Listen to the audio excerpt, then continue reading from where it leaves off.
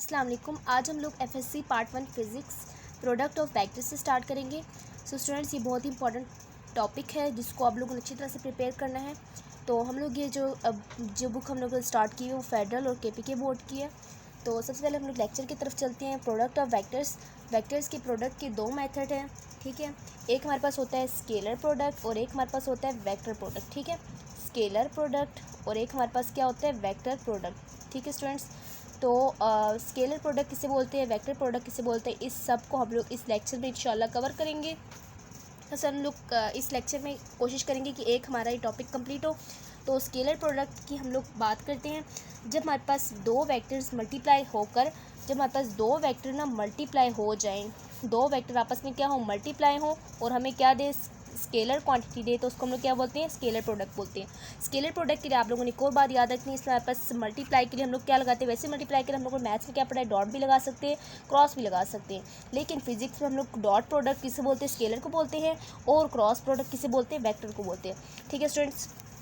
यहाँ तक तो एक बात क्लियर होगी कि स्केलर प्रोडक्ट किसे बोलते हैं, जब वेक्टर से मल्टीप्लाई हो और हमें स्केलर क्वांटिटी दे रहा हो तो उसको हम लोग क्या बोलते हैं, स्केलर प्रोडक्ट बोलते हैं। अब वेक्टर किसे बोलते हैं, वेक्टर किसे बोलते हैं जिसका हमारे पास मैग्नीट्यूड भी होती है, डायरेक्शन भी होती है।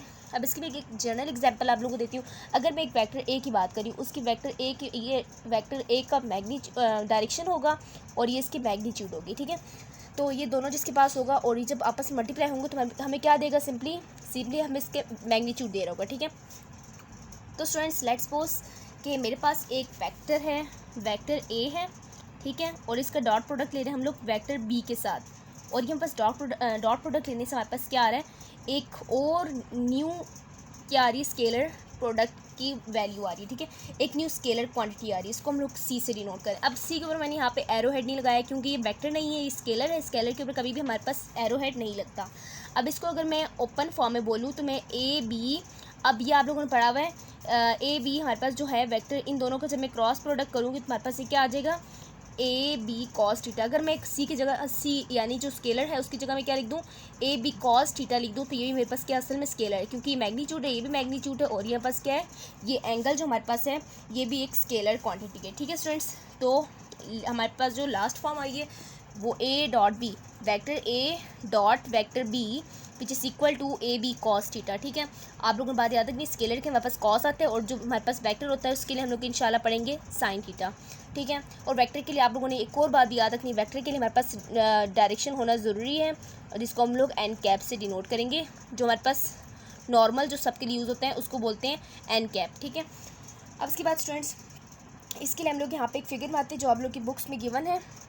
सबसे पहले स्टूडेंट्स हम लोग क्या करें, यहाँ पे हमने एक वाई एक्सिस बनाया है और यहाँ पे हमने एक एक्स एक्सिस बनाया है, और यहाँ पास एक्स प्राइम है और यहाँ पास क्या वाई प्राइम है, और यहाँ पास क्या ओ पॉइंट है, यानी ओरिजिन पॉइंट है, ठीक है।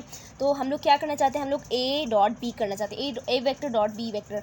तो हम लोग यहाँ पे लेट्स सपोज कि मैं एक वेक्टर बना देती, वेक्टर ए है मेरे पास, ठीक है। वेक्टर ए की मैंने एक बना दिया अपनी मर्जी से, एक लेंथ की बना दी है, और वेक्टर बी को मैंने बना दिया कुछ ऐसे, ठीक है। वेक्टर बी को मैंने थोड़ा छोटा बनाया ताकि इसको मैं इसके ऊपर परपेंडिकुलर। अब ये बात आप लोगों ने याद रखनी है कि या फिर परपेंडिकुलर बोल दे फिर प्रोजेक्शन बोल दे, बात एक ही। प्रोजेक्शन किसे बोलते हैं, प्रोजेक्शन मीन्स साया, ठीक है।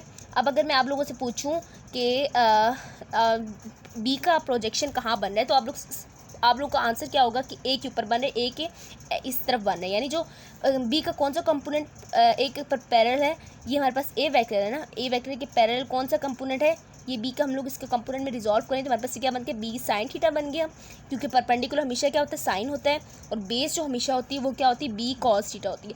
तो अब अगर आप लोगों से पूछूं कि बी का कौन सा कंपोनेंट ए के पैरेलल है, यानी जो दोनों एक दूसरे को कट नहीं करी बल्कि पैरेलल आपस में ऐसे ऐसे चल रही हैं, तो वो कौन सा है, बी कॉस थीटा और ए का वेक्टर।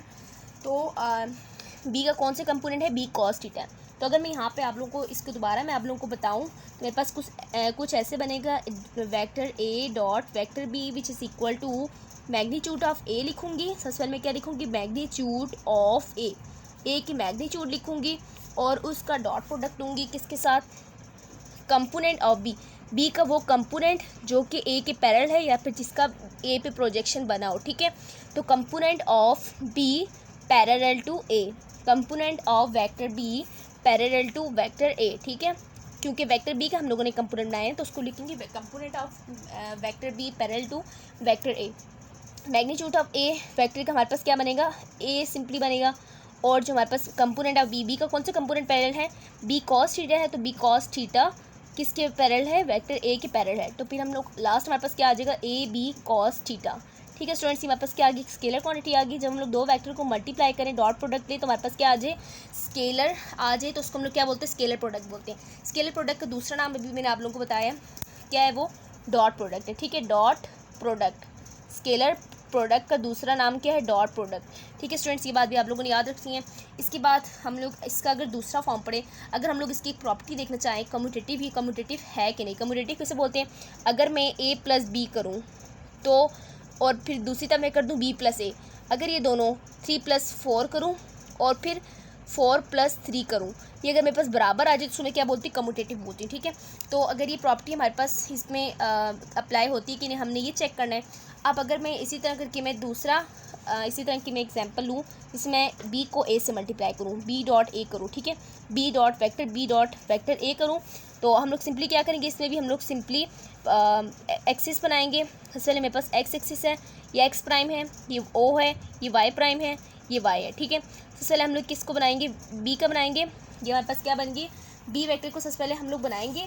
उसके बाद जो हमारे पास ए वेक्टर, ये मेरे पास क्या होगी, सॉरी, ये पास ए वेक्टर होगी।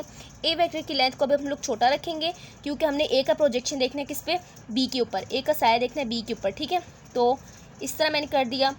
अब अगर मैं इसको इसके साथ बनाऊं तो ये मेरे पास क्या बन रहा है, तो अगर मैं यहाँ पे इसके कंपोनेंट्स को यहाँ पे रिजॉल्व करूँ, अब अगर मैं यहाँ पे देखूँ एंगल कहाँ पे कितना बन रहा है, तो अगर मैं यहाँ पे देखूँ तो मेरे पास एंगल 90 यहाँ बन रहा है। पहले मेरे पास कहाँ बन रहा था, पहले यहाँ बना था। जिस तरफ एंगल बन रही है उसको हम लोग बेस कहते हैं। ठीक है, ये आप लोगों को मालूम है। अब एंगल मेरे पास कहाँ बन रही है, इस तरफ बन रही है एंगल। ये एंगल मेरे पास क्या होगी है, ये मेरे पास बेस होगी है। इसको तो मैं कह दूँगी ए कॉस थीटा, और इस तरह मेरे पास क्या है, ये वेक्टर बी भी है। आपको पता है ये वेक्टर बी मैंने बनाया अभी, और ये वेक्टर ए के कंपोनेंट को मैंने इसको रिजॉल्व किया। मेरे पास ये क्या बन गया, ए कॉस थीटा, और इस तरह मेरे पास क्या आ रही है, इस तरह मेरे पास आ रहा है ए साइन थीटा, क्योंकि परपेंडिकुलर है, ए साइन थीटा आ गया। वेक्टर ए को मैंने रिजॉल्व किया उसके कंपोनेंट्स में। रिजॉल्व करने का क्या मतलब है, लेट्स सपोज मेरे पास ये एक वेक्टर है ए, इसको मैंने इसके कंपोनेंट्स में ब्रेक करना है, और मैंने पता लगाना है कि लेट्स सपोज मेरे पास दूसरा जो वेक्टर है, वेक्टर बी, ये है वेक्टर बी है, इसके परपेंडिकुलर, इसके पैरेलल कौन सा है। पैरेलल निकालने के लिए मैं सिंपली क्या करूँगी, इस वेक्टर को रिजॉल्व कर दूँगी, और मेरे पास ये एक बन जाएगा वेक्टर ए का वाई कंपोनेंट, यानी ए साइन थीटा। वाई को हमेशा हम लोग इसके बराबर लेते हैं, साइन के बराबर लेते हैं। ठीक है, ये बात भी आप लोगों ने याद रखनी है। और इस तरफ जो मेरे पास बनेगा, ये क्या बन जाएगा, ए कॉस थीटा। ठीक है, तो रिजॉल्व करने का मतलब ये होता है कि इसको हम लोग दो पार्ट्स में डिवाइड कर दें, उसको हम लोग ब्रेक कर दें। अब इसी तरह स्टूडेंट्स हम लोग अपने इस लेक्चर में दोबारा वापस जाएँ, इस टॉपिक पे दोबारा वापस आएँ। तो हमने क्या कहा है कि अगर मैंने बी डॉट ए करना है, सबसे मैं क्या लिखूँगी, मैग्नीट्यूड ऑफ बी। अब इससे पहले का मैग्नीट्यूड लिखूँगी, magnitude of B, vector B का मैग्नीट्यूड लेना है। सिर्फ आप लोग बी लिखेंगे, यानी मैग्नीट्यूड ऑफ बी लिख देंगे, तो इस तरह बात कंप्लीट नहीं होती। ठीक है, तो उसके बाद नेक्स्ट क्या लिखेंगे, कंपोनेंट। अब किसका कंपोनेंट देखते हैं, दूसरा वेक्टर आप लोगों के पास कौन सा है, component of vector A parallel लिखें, या प्रोजेक्शन ऑफ ए लिखें, projection of A on B, आप लोगों की अपनी मर्जी है। तो component of A, vector A parallel to vector B के पैरेलल कौन सा कंपोनेंट पैरेलल है, वो हमने देखना है। अगर इसको मैं देखूँ, ये पास कौन से कंपोनेंट है, ये कॉस थीटा वाला, यानी एक्स कंपोनेंट है, और ये मेरे पास कौन सा वेक्टर बी है। तो ये दोनों आपस में एक दूसरे के पैरेलल हैं, 0 डिग्री के एंगल में आ रहे हैं, तो पैरेलल होंगे। तो मैग्नीट्यूड ऑफ बी में वेक्टर बी क्या आ जाएगा, बी आ जाएगा सिंपली डॉट, और कंपोनेंट ऑफ ए का कौन सा कंपोनेंट बी के पैरेलल है, ए कॉस थीटा पैरेलल है। ठीक है, अब उसके बाद नेक्स्ट मैंने क्या करना है, अब उसके बाद मैंने आप लोगों को बताना है कि जब मैं इसको आपस में मल्टीप्लाई करूँगी तो मेरे पास दोबारा क्या आ रहा है, बी ए कॉस थीटा आ रहा है। ठीक है, अब अगर मैं बी डॉट ए करूँ या ए डॉट बी करूँ, मेरे पास जो चीज़ है वो सेम ही आ रही है, यानी ए बी कॉस थीटा लिख दूँ। अब इसको मैं दोबारा अरेंज करके लिखूँ तो मेरे पास क्या आ जाएगा, ए बी कॉस थीटा। इसका क्या मतलब है कि मैं ए डॉट बी करूँ या बी डॉट ए करूँ, मेरे पास चीज़ क्या आ रही है, सेम आ रही है। तो स्टूडेंट्स ये इस पर क्या हो रहा है, कम्यूटेटिव प्रॉपर्टी होल्ड करता है। सो इसकी हम लोग करैक्टरिस्टिक लिख देंगे कि इस पर कम्यूटेटिव प्रॉपर्टी क्या होती है, अप्लाई होती है। Commutative property is valid. Okay, तो इस पर हम लोग लिखते हैं कम्यूटेटिव प्रॉपर्टीज़ वैलिड। उसके बाद हम लोग इसकी एक दूसरी कैरेक्टरिस्टिक के साथ पढ़ते जाएंगे। इसमें मैक्सिमम वेक्टर्स कौन सा होता है स्केलर में, और मिनिमम कौन सा होता है, और नेगेटिव मिनिमम कौन सा होता है, ठीक है। ये सब कुछ हम लोग पढ़ेंगे और साथ में इसके यूनिट वेक्टर्स भी पढ़ेंगे। अब स्टूडेंट्स हम लोगों ने प्रॉपर्टीज़ ऑफ डॉट वेक्टर्स पढ़नी है। तो सबसे पहले हमने प्रॉपर्टी क्या पढ़ी, पिछले पेजेस में हमने पढ़ा है कि dot product are commutative. Commutative किसे बोलते हैं कि हम लोग ए को बी से करें या बी को ए से करें, हमारे पास बात क्या होती है, सेम ही होती है, ठीक है। In example A dot B is equal to B vector dot A vector, ठीक है। ये बात आप लोगों ने लिख दी है। नेक्स्ट बात आप लोगों ने क्या लिखनी स्टूडेंट्स कि जो हमारे पास वेक्टर बी और ए के दरम्यान में जो एंगल कितना होगा, तो हमारे पास क्या होगा। सबसे पहले हम लोग सपोज करते हैं कि दोनों क्या हमारे पास पैरेलल हैं, वेक्टर ए ये है, वेक्टर बी ये है, ठीक है। तो दोनों आपस में पैरेलल है, एंगल कितना बन रहा है, एंगल तो जाहिर सी बात है 0 बन रहा है। तो अगर मैं इनकी डॉट प्रोडक्ट लूँ ए बी कॉस थीटा, अब थीटा की जगह मैं क्या लगा दूँ, कॉस 0 लगा दूँ, 0 डिग्री। अगर आप लोग यहाँ पे कॉस 0 रख के देखें तो आप लोग के पास आंसर सिंपली क्या आ रहा है, 1 आ रहा है। तो ए बी को 1 से मल्टीप्लाई करूँगी, मेरे पास अगेन क्या आ जाएगा, ए बी आ जाएगा, यानी magnitude vector A multiply vector B which is equal to scalar. So हमारे पास ये क्या आ रही है, मैक्सिमम आ रही है। तो उसको हम लोग क्या बोल सकते हैं, मैक्सिमम डॉट प्रोडक्ट। हमारे पास क्या बन रही है, मैक्सिमम डॉट प्रोडक्ट, ठीक है स्टूडेंट्स। ये आप लोगों की मैक्सिमम डॉट प्रोडक्ट कब होती है, जब हमारे पास एंगल कितना बनता है, 0 डिग्री। अब इसके बाद नेक्स्ट हमारे पास क्या है, अब हम लोग इसके बाद आहिस्ता आहिस्ता थोड़ा आगे बढ़ते जाएंगे। 0 के बाद हम लोग करते हैं 45। तो हमारे पास एक वेक्टर ये हो वेक्टर ए और एक वेक्टर ये हो वेक्टर बी, इनकी तरह जो एंगल बन रहा है वो कितना बन रहा है, 90 डिग्री। तो theta is equal to 90 degree. इसको मैं रख के देखूँगी A B cos theta which is equal to A B 90 degree which is equal to A B cos 90 degree. Cos 90 हमारे पास क्या आता है, कॉस 90 हमारे पास आता है 0। तो ए बी को जब 0 से मल्टीप्लाई करूँगी मेरे पास पूरी टर्म क्या हो जाएगी, 0 हो जाएगी, 0 बराबर आ जाएगी। तो मेरे पास क्या है, ये minimum dot product, minimum dot product ये आप लोगों ने लिखना है साथ, ठीक है। अगर आप इससे ऑब्जेक्टिव पूछा जाए तो आप लोगों ने बात याद रखनी, कॉस 90 0 होता है, कॉस 0 हमारे पास कितना होता है, 1 होता है। इसके बाद हम लोग रखते हैं A dot B vector is equal to A B cos theta. अगर मैं 180 रख लूँ, एक वेक्टर बी इस तरफ है, दोनों की डायरेक्शन को अपोजिट कर लूँ और एंगल कितना बना लूँ, 180 बना लूँ, थीटा इज इक्वल टू 180। तो हमारे पास ये क्या बन जाएगा, A B cos 180 degree which is equal to cos 180। आप लोग कैलकुलेटर पे लिखें तो आपके पास -1 आता है। तो इससे क्या मतलब है, हमारे पास क्या है, ये हमारे पास है हमारे पास क्या है, ये मिनिमम विथ नेगेटिव साइन, ठीक है। मिनिमम हमारे पास डॉट प्रोडक्ट विथ क्या है, नेगेटिव साइन है। मिनिमम डॉट प्रोडक्ट को मैं एक्स से शो कर रही हूँ विथ नेगेटिव साइन, ठीक है। ये बात भी आप लोगों ने याद रखनी है। इसके बाद हम लोगों ने एक एग्जांपल देख लेते हैं इसकी। अगर मैं लेट्स सपोज एक एग्जांपल लेती हूँ इसकी, फोर्स डॉट डिस्टेंस यानी डिस्प्लेसमेंट। फोर्स को जब हम लोग डिस्प्लेसमेंट से vector quantity, force is also vector quantity. Force की भी डायरेक्शन होती है, डिस्प्लेसमेंट की भी डायरेक्शन होती है।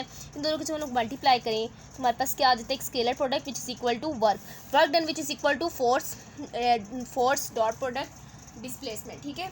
तो वर्क की कोई हमेशा हमारे पास कोई भी डायरेक्शन नहीं होती, वर्क किसी भी डायरेक्शन में हो सकती है, ठीक है। इसके लिए हमेशा ये नहीं कहते हम लोग कि अगर हम लोग किसी को बोलें कि हमने वर्क किया तो वो हमसे ये नहीं पूछता कि किस डायरेक्शन में किए। तो इसीलिए work is a scalar quantity. और इसको हम लोग कैसे हासिल करते हैं, जब हम लोग दो हम लोग वेक्टर्स को मल्टीप्लाई कर तो हमारे पास क्या मिल जाता है, हमारे पास वर्क मिल जाता है। इसी तरह की हम लोग एग्जाम्पल देख लें वर्क की, स्केलर प्रोडक्ट की। तो हमारे पास क्या आ जाती है, पावर आ जाती है, पावर एफ डॉट वी। जब हम लोग फोर्स को वेक्टर क्वांटिटी को मल्टीप्लाई करें वेलोसिटी से, फोर्स मल्टीप्लाई बाय वेलोसिटी, हमारे पास क्या आ जाती है, पावर आ जाती है, ठीक है। इसकी आप लोग डेरिवेशन पढ़ेंगे इंशाल्लाह अपकमिंग लेक्चर्स में, ठीक है स्टूडेंट्स। इसके बाद हम लोग इसको dot component bye rectangular components, dot product bye rectangular components, इसके अंडर भी हम लोग इसको पढ़ेंगे। तो हम लोग हेडिंग देते हैं dot product bye rectangular components. इसके रेक्टेंगुलर कंपोनेंट्स की मदद से हम लोग इसको भी करेंगे। तो सबसे पहले हम लोग बताते हैं कि एक्स वाई जेड एक्सिस कहाँ होती है। ये मेरे पास एक्स एक्सिस होती है, ये वाई एक्सिस होती है, जेड एक्सिस होती है, एक्स एक्सिस की तरफ जो यूनिट वेक्टर हम लोग शो करते हैं विच इज़ आई कैप, और वाई की जगह जे कैप, वाई की तरफ कौन सी यूनिट वेक्टर होती है वाई को शो करने के लिए जे कैप, और जेड के लिए के कैप। ठीक है, तो हमने ये यूनिट वेक्टर्स शो कर लिए हैं। इसके बाद नेक्स्ट हम लोगों ने क्या करना है कि इन यूनिट वेक्टर्स को आपस में मल्टीप्लाई करेंगे। सबसे पहले मैं आई को जे से करूँगी, आई को जे से कर लेती हूँ, इस तरह से चलते हैं। ठीक है, आई को जे से करती हूँ। सबके दरम्यान में एंगल कितना बनता है ये बात याद रखनी है, 90 डिग्री का एंगल बनता है। ठीक है, तो अब मैं यहाँ पे लिखती हूँ I cap dot J cap which is equal to, I cap को जब मैं जे कैप से मल्टीप्लाई करूँगी तो मेरे पास ये आंसर क्या आ जाएगा। अब आई कैप को मैं बार्स के अंदर लिख रही हूँ। बार्स के अंदर क्यों लिखा है मैंने, क्योंकि मैंने तो मैग्नीट्यूड बतानी है, मैंने स्केलर प्रोडक्ट के लिए बताना है, क्योंकि हमने पढ़ा हुआ है वेक्टर ए को जब मैं वेक्टर बी से मल्टीप्लाई करती हूँ हमारे पास आंसर क्या आता है, ए बी कॉस थीटा आता है। ए हमारे पास क्या मैग्नीट्यूड है, बी भी मैग्नीट्यूड है, कॉस थीटा भी क्या मैग्नीट्यूड है यानी एंगल है, स्केलर प्रोडक्ट स्केलर है। सो स्केलर को हम लोग क्या बोलते हैं, स्केलर के हमेशा उसके पास क्या होती है, सिर्फ मैग्नीट्यूड होती है, डायरेक्शन नहीं होती। तो मैग्नीट्यूड के लिए हम लोग क्या करते हैं, बार्स के लिए बार्स हम लोग यूज़ करते हैं। सो मैंने यहाँ पे इसलिए बार्स यूज़ किए हैं। और आई और जे के दरम्यान में, आई कैप और जे कैप के दरम्यान में कितना एंगल है, 90 डिग्री का। कॉस 90 हमने क्या पढ़ा था, कॉस 90 हमारे पास कितना होता है, कॉस 90 हमारे पास 0 के बराबर होता है। तो इसको जब मैं आपस में मल्टीप्लाई करूँगी आई, अब मैंने आप लोगों को बताया था कि जो यूनिट वेक्टर्स होते हैं वो हमेशा उनकी मैग्नीट्यूड क्या होती है, 1 होती है। तो आई की जगह 1 लगा दें, ठीक है, और जे की जगह 1 लगा दें, कॉस 0 लिख दें। कॉस 0 लिखेंगे तो आप लोगों के पास क्या आ जाएगा, आंसर कंप्लीट क्या आ जाएगा, 0 आ जाएगा। सो स्टूडेंट्स, आप लोगों ने यहाँ से क्या सीखा कि जब भी हम लोग I cap multi dot J cap करते हैं तो हमारे पास क्या आता है, 0 आ जाता है।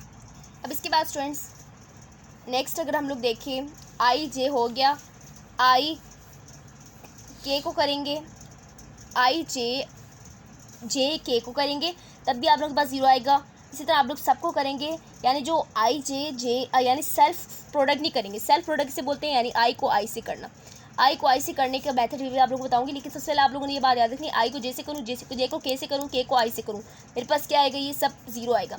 लेकिन अगर मैं सेल्फ प्रोडक्ट करूँ, अब मैं यहाँ पे लिख रही हूँ self product, self dot product में करूँ, यहाँ पे मैं डॉट लिख रही हूँ, सेल्फ डॉट प्रोडक्ट अगर मैं करूँ तो मेरे पास क्या आता है, अगर मैं आई कैप को मल्टीप्लाई करूँ, डॉट प्रोडक्ट करूँ उसका आई कैप से, तो मेरे पास ये क्या आ जाएगा, आई बार्स के अंदर लिखूँ, सबसे पहले इसका मैं मैग्नीट्यूड बनाऊँगी, कॉस, अब कॉस 0 मैंने आपको क्या कहा था, मैक्सिमम आता है, कॉस 0 हमारे पास क्या आता है, 1 आता है। यहाँ पे 1 आ गया, यहाँ पे 1 आ गया, और कॉस 0 की जगह भी क्या आ गया, 1 आ गया। कैलकुलेटर पे लिख के देख लें, मैक्सिमम आप लोगों के पास क्या आ गया, जब हम लोग सेल्फ प्रोडक्ट लेते हैं, सेल्फ डॉट प्रोडक्ट लेते हैं तो आप लोगों के पास क्या आ जाता है, 1 आ जाता है। ठीक है, इसी तरह आप लोग जे को जे से करेंगे, के को के से करेंगे तो आप लोग के पास क्या आएगा, 1 ही आएगा। तो स्टूडेंट्स उम्मीद करती हूँ यहाँ तक आप लोगों को बात समझ आ गई होगी। अब इसके बाद हम लोग एक लास्ट स्टेप हमारे रह गए, लास्ट हमारे इसके एक पार्ट रह गए। 4 पॉइंट्स हो गए हैं, 5 पॉइंट्स हो गए हैं, 6 टोटल 6 हो गए। ठीक है, 6 पॉइंट्स होंगे, 1 2 3 4 5 6। अब इसको 7 पॉइंट करेंगे और उसके बाद इस लेक्चर को वाइंड अप करेंगे। अब स्टूडेंट्स लास्ट पॉइंट है 7 point, in terms of 3 components of vectors. ठीक है, 3 कंपोनेंट्स ऑफ वेक्टर्स के टर्म्स में हम लोग इसको मल्टीप्लाई करके देखेंगे। सबसे पहले हमारे पास ये क्या है, वेक्टर ए, और ये पास क्या है, वेक्टर बी। वेक्टर ए के हमारे पास कंपोनेंट्स क्या होते हैं, ए एक्स आई कैप, एक्स के लिए हम लोग क्या लगाते हैं, आई कैप लगाते हैं। फिर ए वाई जे कैप, वाई के लिए क्या लगाते हैं, जे कैप लगाते हैं। फिर ए जेड के कैप, जेड के लिए हम लोग क्या लगाते हैं, जेड एक्सिस के लिए के कैप लगाते हैं। इसी तरह हमारे पास क्या हो जाएगा, B X I cap plus B Y J cap plus B Z K cap. ठीक है, अब हमने क्या करना है, हम लोगों ने जो पिछले फर्स्ट जो हमारे पास फॉर्मूला था ए डॉट बी का, हमने क्या पढ़ा है, A B cos theta, A B cos theta हमने पढ़ा है ना। तो सबसे पहले हम लोग क्या करेंगे, ए डॉट बी, अब इस तरफ को हम लोग सॉल्व करें। ठीक है, इस साइड को हम लोग क्या करें, सॉल्व करें। तो इस साइड पे हम लोग क्या लगा देंगे, ये सब टर्म्स लगा देंगे। तो हमारे पास ए x I cap plus A Y J cap plus A Z K cap, इनका हम लोग डॉट प्रोडक्ट लेंगे किसके साथ, बी वेक्टर के तीनों कंपोनेंट्स के साथ, B X I cap plus B Y J cap plus B Z K cap. ठीक है, which is equal to A B cos theta. तो अगर आप लोग इस चीज़ को ना भी लिखें, स्किप करते तो कोई मसले की बात नहीं है, हम लोग लास्ट में इसको दोबारा लिख सकते हैं। तो अब नेक्स्ट स्टेप में मैं इसको दोबारा नहीं लिखूँगी ए बी कॉस थीटा को। ठीक है, तो इसके बाद हम लोग नेक्स्ट क्या करने वाले हैं, हम लोग सिंपली इनको आपस में मल्टीप्लाई करेंगे, इन हर टर्म को मल्टीप्लाई करेंगे, हर ब्रैकेट्स को ओपन करेंगे। बस पहले आप लोगों ने बात याद रखनी है, पहले को पहले से करूँगी, ए एक्स बी एक्स और आई कैप का क्या आ जाएगा, आई कैप डॉट आई कैप 2 बार लिख रही हूँ मैं, स्केयर नहीं लिख रही, ठीक है। उसके बाद मेरे पास क्या आ जाएगा, ए वाई और क्या आ रहा है, B Y J cap dot J cap. अभी मैं सिंपली एक टर्म को तीनों के साथ नहीं किया मैंने, जो आमने सामने हैं उनको मैं कर रही हूँ। फिर मेरे पास क्या आ जाएगा, ए जेड बी जेड और के कैप डॉट के कैप।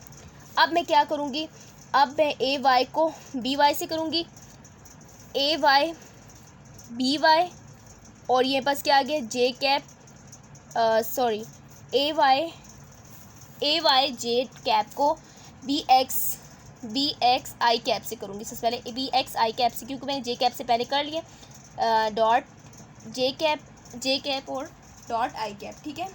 अब इसके बाद नेक्स्ट मेरे पास क्या होगा, नेक्स्ट मैंने करना है, अब मैंने इसको इसके साथ कर दिया, अब मैंने इसी को इस थर्ड टर्म के साथ भी करना है, ए वाई बी जेड आ गया, ए वाई बी जेड और इनके जो यूनिट वेक्टर्स हैं डॉट के कैप जे कैप डॉट के कैप। अब इसके बाद नेक्स्ट मेरे पास प्लस ए जेड और बी एक्स मैंने क्यों लिखा, क्योंकि मैंने इसके साथ इसको मल्टीप्लाई नहीं किया था, तो के कैप डॉट आई कैप, ठीक है। और इसके बाद प्लस ए जेड बी वाई। अभी मैं सिर्फ मैग्नीट्यूड्स को साथ साथ लिख रही हूँ और यूनिट वेक्टर्स को मैं ब्रैकेट के अंदर रहने दे रही हूँ, ठीक है। के कैप डॉट जे कैप और के को मैंने आपस में पहले ही कर दिया था, ठीक है। तो कन्फ्यूजन वाली कोई बात नहीं है। सबसे पहले आप लोगों ने क्या करना है, ए बी को साथ रखना है और यूनिट वेक्टर्स को ब्रैकेट के अंदर एक टर्म के तौर पे लिखना है, ठीक है स्टूडेंट्स, ताकि आप लोगों को सॉल्व करने में भी आसानी हो। इसके बाद नेक्स्ट आप लोगों ने क्या करना है, नेक्स्ट आप लोगों ने सेल्फ प्रोडक्ट पढ़ा है कि पिछले अभी मैंने पॉइंट में समझाया था कि सेल्फ प्रोडक्ट हमेशा क्या आता है, मैक्सिमम आता है। सो सेल्फ प्रोडक्ट वाली हर जगह पे आप लोगों ने क्या करना है, सिंपली 1 लगा देना है, आई से मल्टीप्लाई होकर 1 आ जाएगा, प्लस ए वाई बी वाई जे से मल्टीप्लाई होकर 1 आ जाएगा, प्लस ए जेड बी जेड के से मल्टीप्लाई होकर 1 आ जाएगा। इसी तरह करके जो हमारे पास नेक्स्ट जो हमारे पास है जे और आई के दरमियान, मैंने आप लोगों को पहले बताया जे आई के आई जे, इन सब के दरमियान में एंगल कितना बनता है, 90 डिग्री का एंगल बनता है। 90 डिग्री का एंगल हमेशा क्या आता है, कॉस 90। अगर आप लोग दोबारा कैलकुलेटर पे लिख के देख लें, कॉस 90 हमारे पास क्या आता है, 0 आता है। तो यहाँ पे आप लोग 0 लिख दें, प्लस यहाँ पे मेरे पास प्लस साइन आता है। प्लस किसके साथ करना है, नेक्स्ट जो हमारे पास टर्म है, ठीक है स्टूडेंट्स, नेक्स्ट जो हमारे पास टर्म कौन सी है, ए वाई बी जेड। अब जे और के दरम्यान में तो ये भी क्या आ जाएगा, 0 आ जाएगा, क्योंकि 90 डिग्री एंगल बन जाएगा। ए जेड बी एक्स, इसके दरम्यान में क्या एंगल आ जाएगा, 90 आएगा, तो 0 कॉस 90 0 होता है। और ए जेड बी वाई, ये भी मेरे पास क्या आ जाएगा, 90 कॉस 90 कितना आ जाता है, इनके जब जो हमारे पास ए डॉट बी होते हैं ना, उस लिहाज से मैं करके देखूँ ना, तो मेरे पास ये क्या आ जाता है, ए बी कॉस थीटा। अब ए की जगह मैं के रख लूँ, के कैप और एप्सिलॉन बार्स के साइन, और साथ में जे कैप बार्स के साइन, और कॉस 90 करूँ तो मेरे पास कितना आता है, ये 0 आ जाता है, ठीक है। तो मेरे पास 0 आ गया।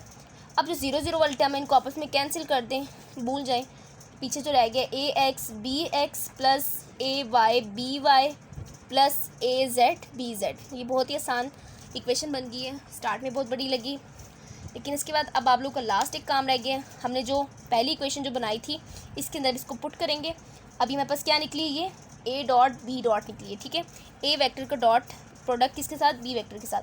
अब इसको मैं यहाँ पे जाके पुट करूँगी, मेरे पास ये क्या आ जाएगा, ए एक्स बी एक्स प्लस ए वाई बी वाई प्लस ए जेड बी जेड। अब स्टूडेंट्स आप लोग ये ध्यान में रखें कि मैंने ए डॉट वेक्टर बी के जगह मैंने क्या लगा दी, ऊपर ये लगा दिए, और साथ में ए बी कॉस थीटा रहने दिया। अगर मुझे थीटा निकालना हो, कहीं भी मुझे थीटा फाइंड आउट करनी हो, तो मैं थीटा को इसी तरफ रहने दूँगी।